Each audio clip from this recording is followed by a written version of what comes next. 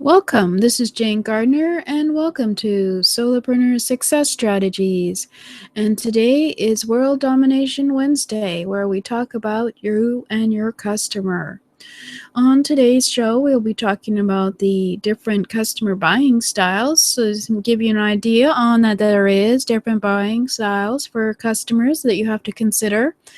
And today we'll be also talking about who I am. Who am I? I'm Jane Gardner, and I work with my husband in a structural engineering firm in Western Canada. And I have been on the internet for about 3 years to help others with their business. So let's get started on the training. We've been looking at who are your customers.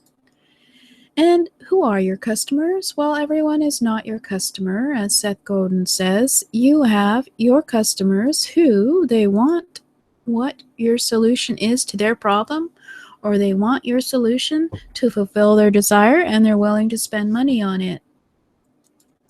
Previously, we've looked at who is your ideal customer, and we have a training for that at jgtips.com/customer profile, because you need to know what your business solves. What is your problems that you solve for your customers, and who are your customers who need your solution?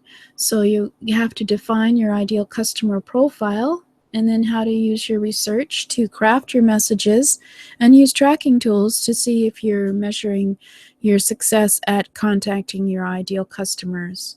So that's 6 days of training with worksheets and research for you to develop your ideal customer profile at jgtips.com/customer profile.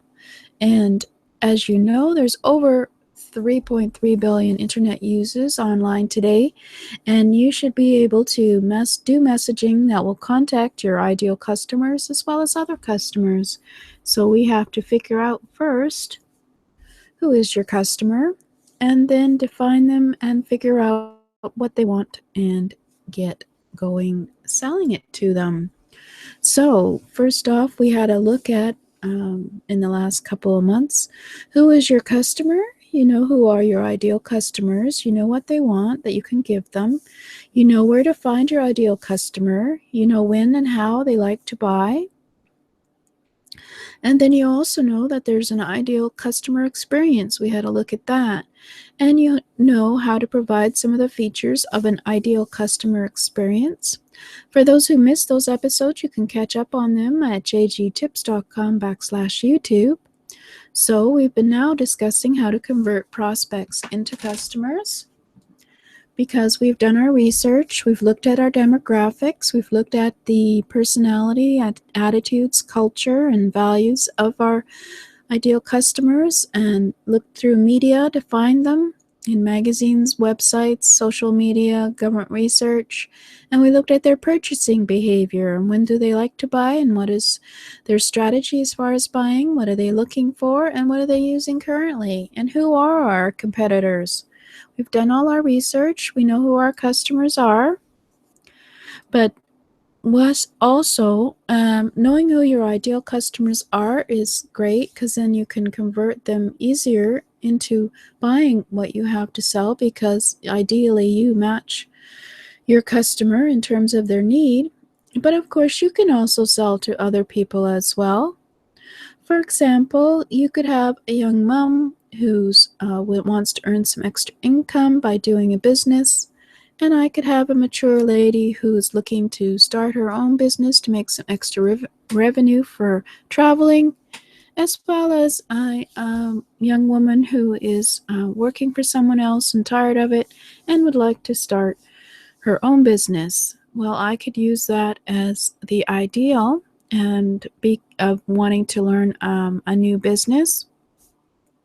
For example, they may be all my customers, depending on what I want to give them as a service. And there is a secret to understanding the variety of customers and the variety of customer buying styles, and whether a prospect can be your customer. The secret is knowing their personality and the personal style that they have, as well as their buying style. I am a CRG Consulting Resource Group associate, and I learned how to figure out through personality assessments what is the variety of customer buying styles, as well as the variety of salespeople selling style, and also, of course, personal style through education and training. And it is something that can make it easier for you to sell, as well as for you to connect with others who will buy from you. According to the CRG, there's a personality development factors model. When you are born, you have certain personal style preferences in your body, and then you have your grow up, you learn your self-worth, and the environment affects you, as well as your social teachers and your emotional anchors, negative experiences as well as positive experiences, as well as your health and your genetics and your spiritual factors all make you the whole person that you are.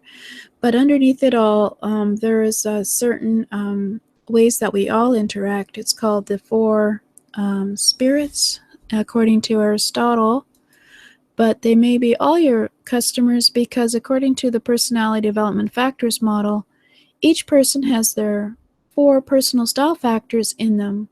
It's called the behavioral action factor, the interpersonal harmony factor, your cognitive analysis factor, and the effective or expressive factor, and but at different levels of each, depending on your life experiences, affect you to make up your personality. However, there are traits to the four personal styles which can be detected with knowledge and experience, such that you can adapt to another person's personal style, or their buying style, or their selling style, in order to have a better relationship with people. Now, we went over last week the traditional versus the customer-focused selling process. And customer-focused selling process includes receiving the person to your experience, whether it's your store or your internet website, etc. And then discovering what that person needs as a prospect, and needs in terms of what they want and their needs and wants. And you confirm whether those are really what they need and want. And then you make a presentation which tells them that you can fulfill their needs or wants. And that prospect then becomes a customer by purchasing whatever solution you have. And there's confirmation then, of course, that yes, that is what they wanted. And the most important part of the customer-focused selling process is that there's follow-up. So you develop a relationship with that customer in terms of maybe putting them on a mailing list and mailing to them occasionally, or even one-on-one, and having follow-up and get feedback later on what success they had with the purchase for your business solution. So that's the customer-focused selling process. And certainly now with the trends for mobile phones to be used when people are making decisions on buying and selling, this customer-focused selling process and certainly empowers the customer in terms of they are able to go out and on the internet look and make searches for whether they're looking for price, for value, or for specifics, or for just something that they enjoy. They can do a search on the internet and find what they want. So now, as a seller, you have to be able to adapt to the customer. And so what this does in terms of theory is makes you a better salesperson. So when you're working with customers, your personal way of viewing the environment around you and reacting to it is the foundation of your sales style. And your sales style is unique from others. Mine is unique from someone else, certainly. And everybody's sales style is unique, but there are certain factors within your sales style which people can recognize if you have the training you need. However, you can adapt and shift your sales or buying style to match your clients' which builds credibility and trust with them and makes it easier for you to have a selling and buying process with them. So there are 4 different buying styles, of which each of us has one more dominant in our personality than someone else. Detecting a person's buying style, you can be a more successful as a salesperson with training. So we're going to just go over the 4 different types of ideas of being what kind of customer they are. Obviously, there is a variety of ranges in terms of what you are as a person in terms of buying or selling. And certainly with more training, you could learn how to detect that further. But I think just doing these 4 customers, you'll get an idea how different customers can be when buying from you, and how you have to be able to listen. You have to be able to react according to what they are saying, as well as what they are doing and who they are. So anyway, let's get on with the customers. We'll just do 4. So we have customer A, and their dominant buying style is an action buying style. So they come to your business and they want summarized facts, and they want a big picture of what the solution will be for what they're looking for. And they want you to respect their judgment, because they've come with facts, they've done their research, and they know what they want, and they want you to give it to them. And they get upset when the salesperson is too slow in the sales process. So if the salesperson decides they're going to go over all the details about the product, then they get kind of tired and want him or her to get on with it, because they already know what their judgment is on what they want to buy. And the salesman talks too much. These can also irritate them, as well as the salesperson trying to control the discussion. So, for example, if this buyer comes to your business looking for your solution, but you decide to control what you want to say about the product and don't give them the opportunity to ask the questions they know they want to ask, and then, of course, change the discussion on them, they get rather irritated. So this irritation, of course, as you know, with any time you've done selling, becomes a big issue, and they will leave without buying. But anyway, that's one customer. And now we have another customer whose dominant buying style is analytical. They love the detailed specifications and research that they know they've done as well. They expect you to know all the detailed information about the product or service, and they want you to be able to say to them, well, what do you think? So they want you to respect them and ask for their opinion of what they thought might be the solution, and whether your solution is what they needed. And they get upset when the salesman moves ahead too quickly in their discussion.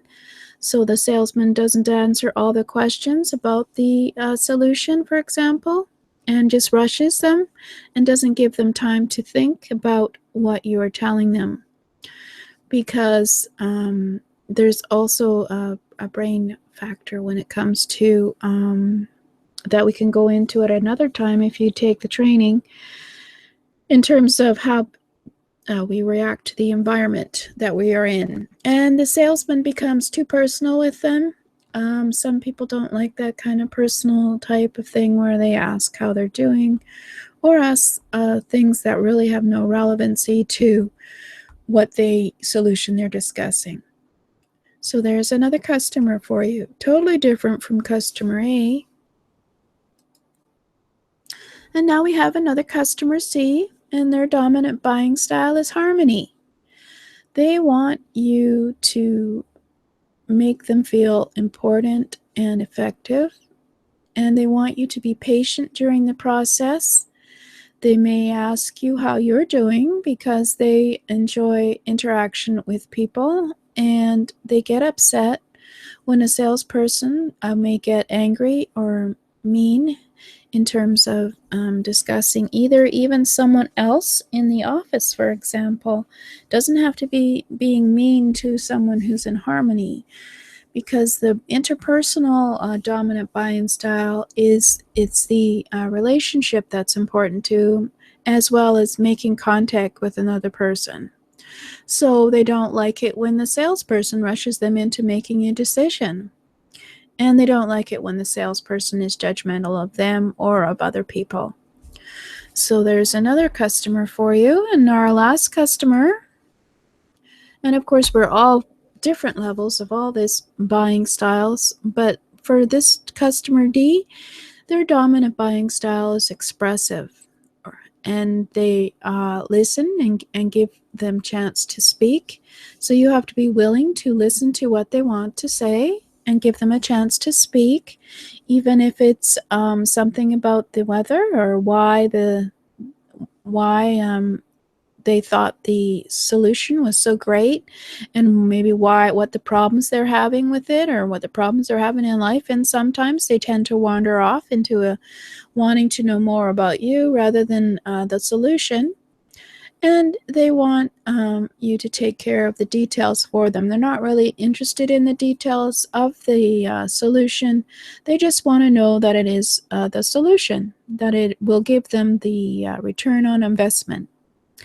So they get upset when the salesperson is too salesy, when they're trying to close and using all those kind of salesy type of terminology, and they're not really interacting with the person, but just doing their sales spiel. That's a real turnoff for them. And it's a real turnoff for them when the salesperson's not interested in them personally as well. So if the salesperson doesn't even ask, why did you come into the store today, and how you feeling, or even sometimes if they don't even acknowledge the children you bring in, your children that you bring in with you because you had to, and interact with them, sometimes that can be taken very personal by the expressive. And they, of course, also don't like the salesperson to be judgmental and talk down to them. So they always have to be acknowledged for their abilities, and also just very sensitive about not being as experienced as a salesperson, maybe in knowing what they need as a solution. So there you go. There's about 4 different types of customers. I bet you didn't know there was different buying styles, but there are. As well, there's different sales styles. But that's for another day. And, well, it's not for another day. I think we'll just go on to something else next week. But this is quite important in terms of when you're selling. I think last week I discussed a strategy call if you're talking to someone on the phone, or in person, or even on Skype. Knowing what their buying style is, as well as knowing what your sales styles is, you can shift your sales style to work with their buying style in order to have a more successful relationship, and possibly have more buying and making them feel worthy enough to buy it, as well as you be credible enough because they know, like, and trust you. So that's just something I wanted to go over again, because it's obviously, when you're talking about customers, it can be very important in terms of buying and selling. And I think you probably know, if you've listened to me before, I have an offer for you in your sales style at jgtips.com/pstyle, PSTYLE. And in that program, we go and you get an assessment done at CRG. It's crgleader.com is the website, where you look at your personal style as well as your sales style. It's a matter of looking at basically, believe it or not, words, and ranking them in terms of what you think you are. And you get a report which tells you what kind of buying style you have, and as well as what kind of selling style you have.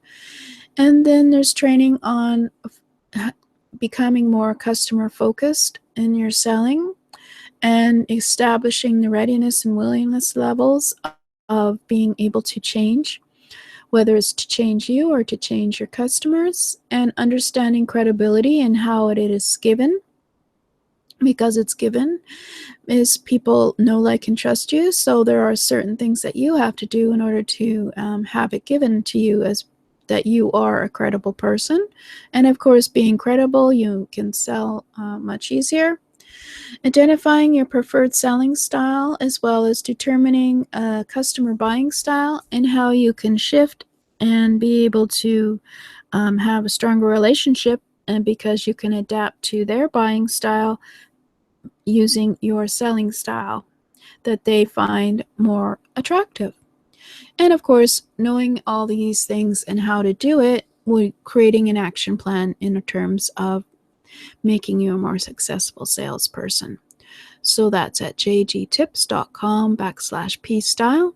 It's a beta offer. I'm looking for people who are willing to come in and work with me and do the course and train, and find that then when they come out, they'll have an action plan as to how they can learn how to sell and buy what their selling and buying style is. So that's at jgtips.com/pstyle. So thank you for listening. Um, I'm not too sure if I'm going to go any further on this, because I think it's so important that knowing your customer's buying style, as well as knowing what your selling style is and how you're going to have to adapt and change your selling style if you want to work with certain customers, is very important in your business.